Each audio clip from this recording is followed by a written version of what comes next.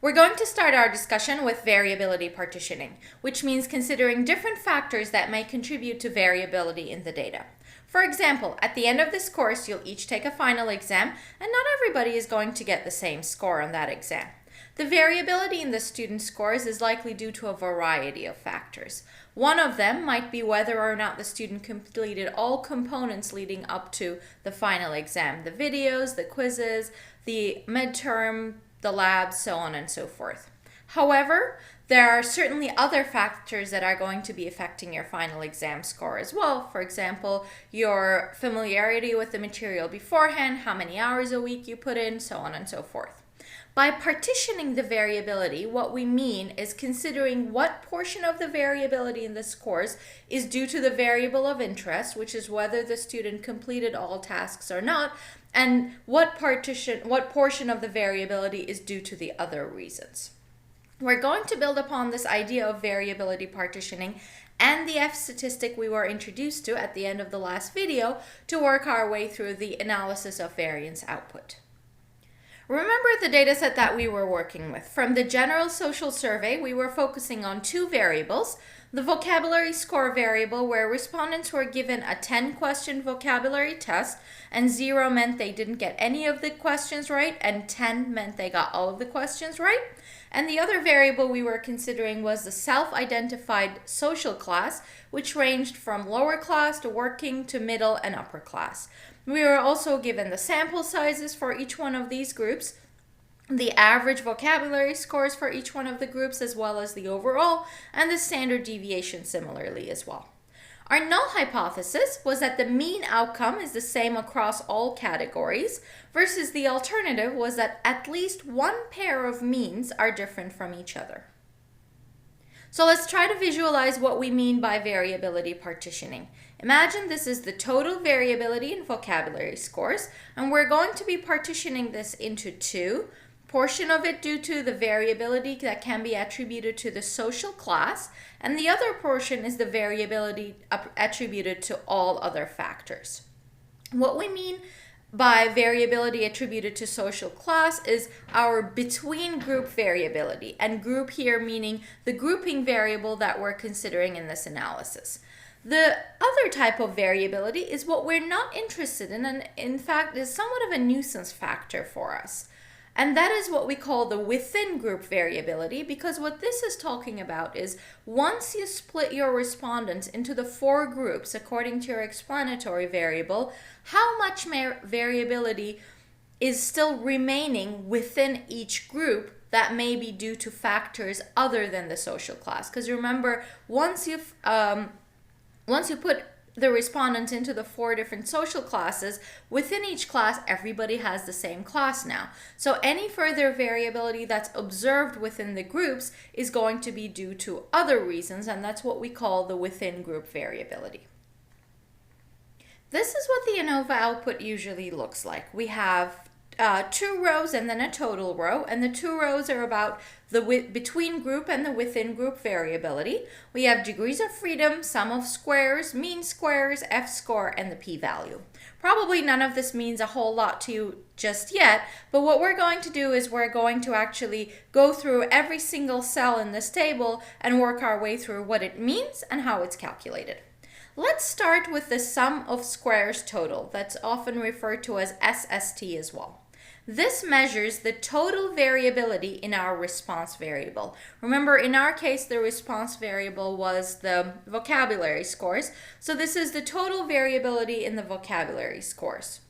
It is calculated very similarly to variance, except it's not scaled by the sample size. Remember, when we calculate the variance of a sample, we take the sum of squares in terms of each observation minus the sample mean squared. We add those up, and then we divide by the sample size minus 1. So in the calculation of sum of square total, we actually don't do that division.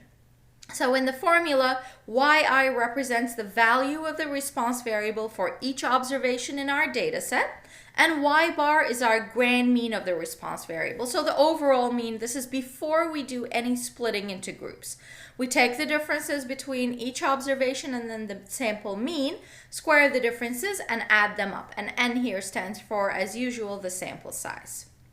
So, if we were to take a look back at our data set, we have 795 observations here. The first observation is 6, the next one is 9, so on and so forth, and the overall sample mean is 6.14. This is just a snippet of some of the information you were given earlier in the slides about the data set. So, if I wanted to calculate the sum of squares by hand, I would start with the first data point, 6, subtract the overall sample mean and square the difference.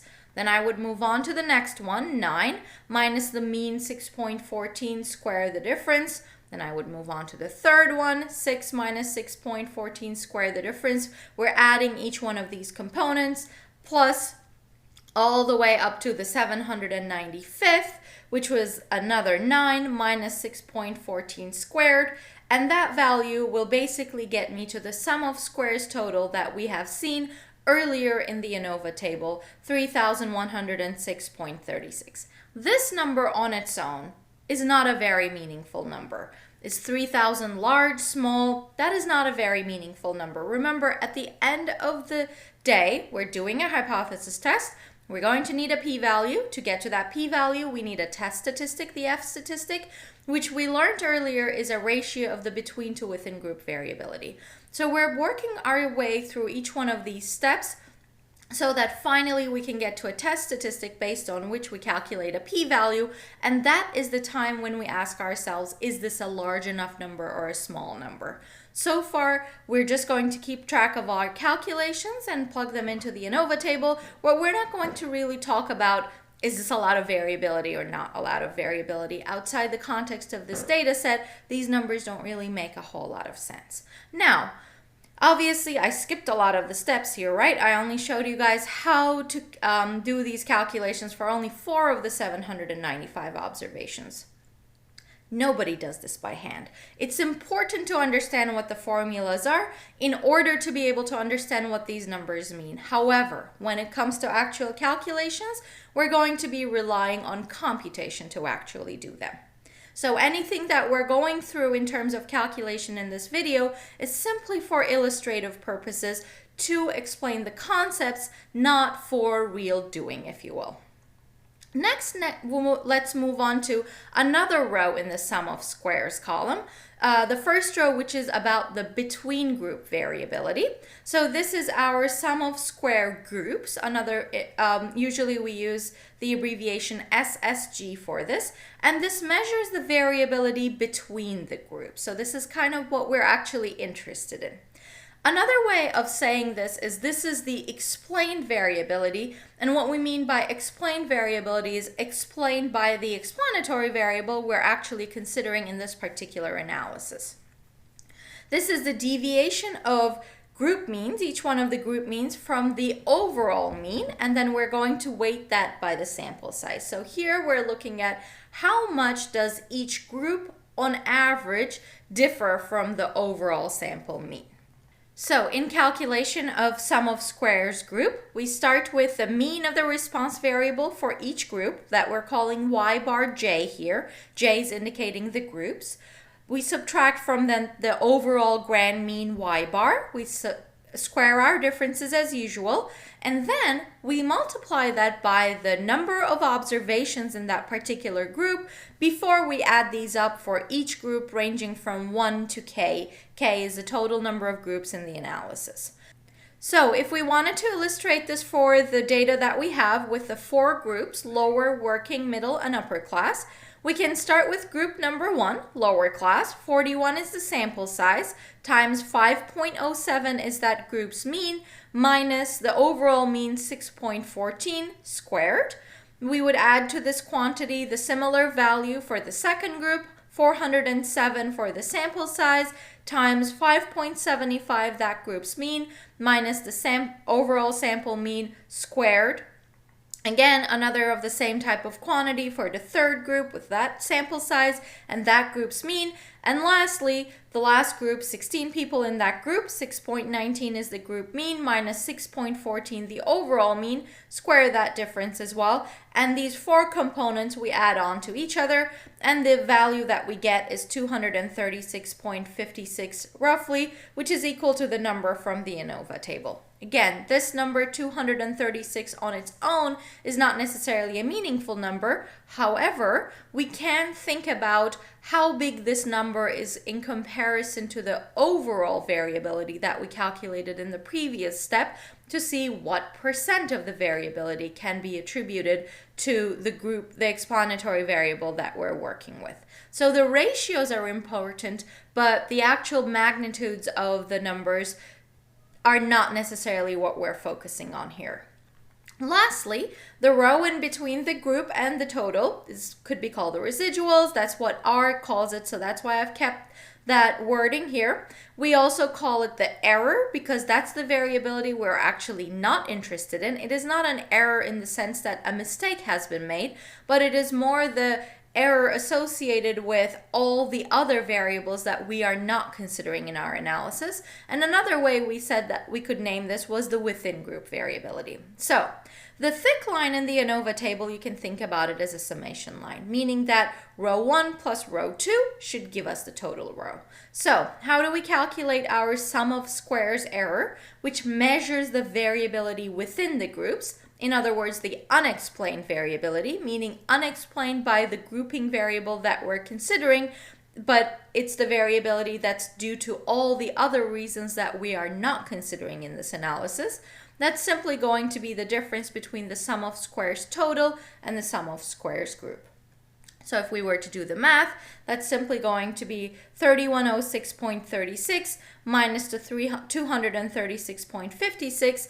That gives us 2869.8. Again, the magnitude is not what's important, but let's take a look at the ratios real quick. It appears that of the total variability, more of it can be, a higher proportion of it can be attributed to the within group or the error as opposed to the grouping variable. So the grouping variable that we're considering here is not doing a great job explaining the overall variability, meaning there must be many other reasons that contribute to why people score differently on the vocabulary test.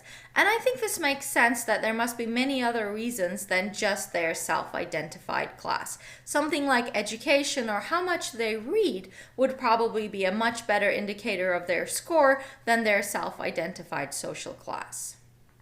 Now, what we need is a way to get from these measures of total variability that we just calculated to average variability. And we're going to scale by a measure that incorporates the sample sizes and the number of groups that we have, because these are both important pieces of information for going from the total variability to the average variability.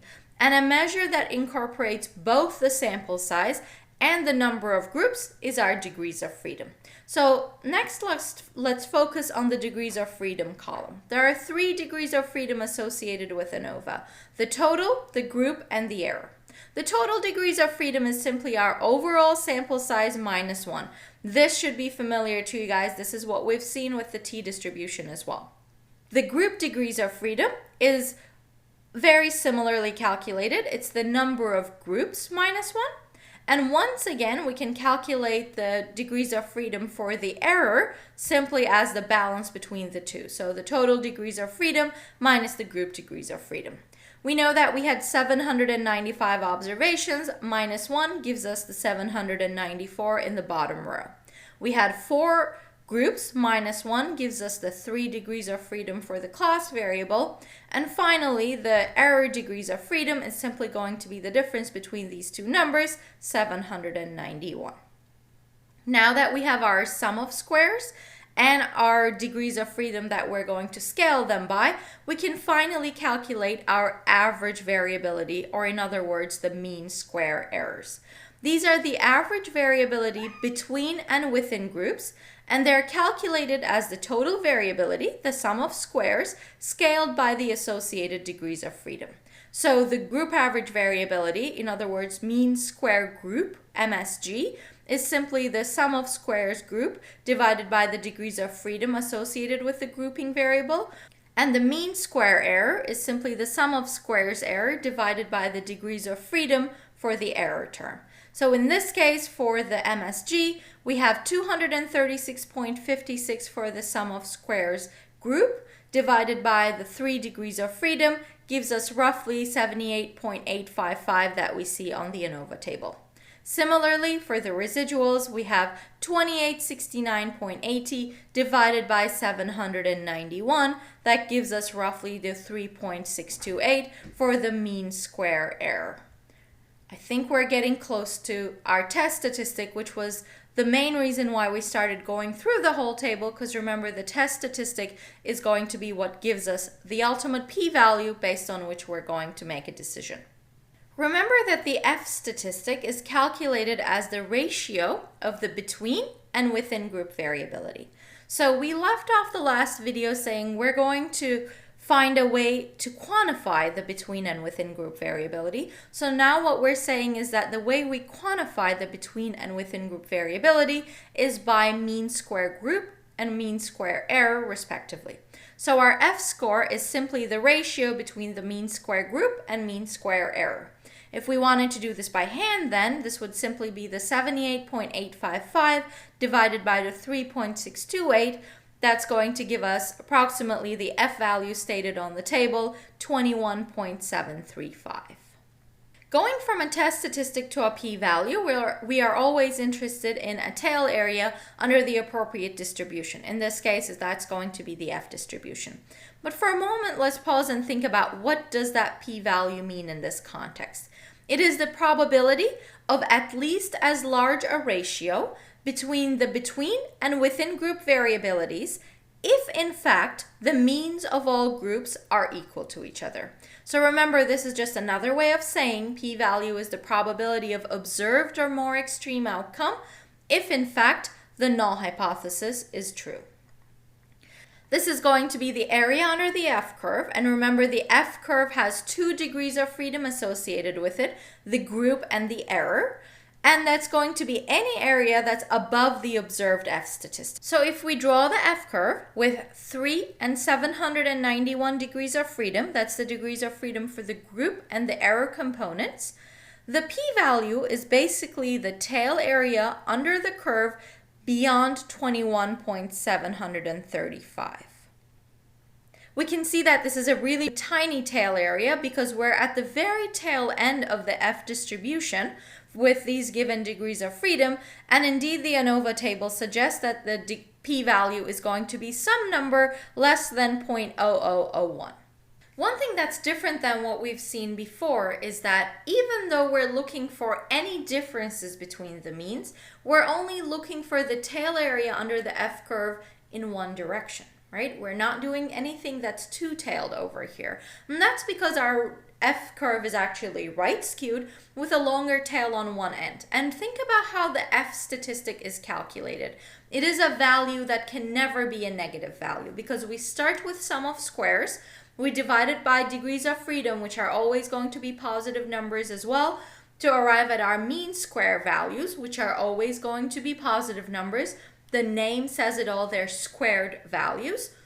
And the F statistic is simply the ratio between these two squared values. So since the F statistic is always going to be a positive number, a more extreme statistic will always mean more extreme in the positive direction.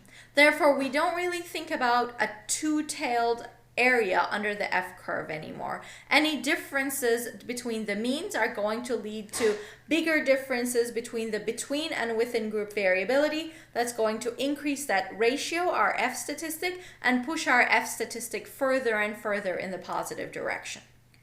The Anova table obviously spits out the p-value for us. However, if we wanted to actually calculate this, we could once again use R or an applet. Using R, the function that we're going to use is PF. Again, we're using the same form as before, simply changing the name of the distribution we're using. We input our observed F score, the first degrees of freedom, which is the group, the second degrees of freedom, which is the error, and then we also say that we don't want the lower tail. Remember, we just talked about we always want the upper tail under the F-curve. Instead of setting lower tail equal to false, we obviously could have simply taken the complement of whatever the rest of the code spits out. And that gives us a tiny, tiny number. It is a number that's indeed less than 0.0001. Another option would be to use the applet. And remember, the applet is located at this address, so we can actually work on it together to see what the p-value is going to be. You can follow along with me if you want to do so. On the applet, the first step is going to be to pick the F distribution, and then we want to set our degrees of freedom. The first degrees of freedom is going to be 3. And the second degrees of freedom, remember, was 791. Well, actually, this applet only takes you up to 120. Does this mean we can't use this applet anymore? No. The thing is, the denominator degrees of freedom or the error degrees of freedom is highly dependent on your sample size. So that's a number that could vary a lot. So it would have been kind of difficult to create an applet where you could slide up to just about any number. But let's think about what happens given that the group degrees of freedom is 3. What happens to the F curve as we scroll further and further, as we increase our degrees of freedom further and further?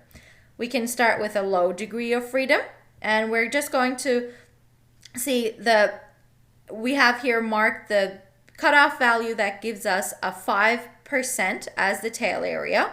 So for 19 degrees of freedom, anything beyond an F-score of 3.1 would be giving us a p-value close to 5%.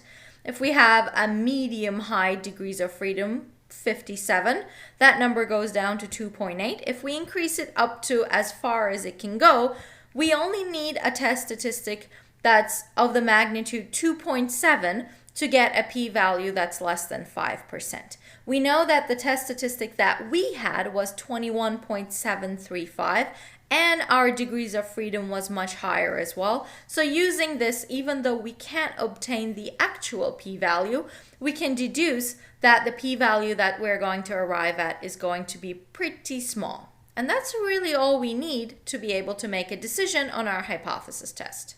So, as a conclusion, if the p-value is small, meaning less than your significance level, we reject the null hypothesis. And we conclude that the data provide convincing evidence that at least one pair of population means are different from each other, but we can't yet tell which one. If the p-value is large, on the other hand, we would fail to reject the null hypothesis and conclude that the data do not provide convincing evidence that one pair of population means are different from each other, and that the observed differences in sample means can be attributable to sampling variability or simply just chance. In this case, we have a pretty tiny p-value, so what would the conclusion be?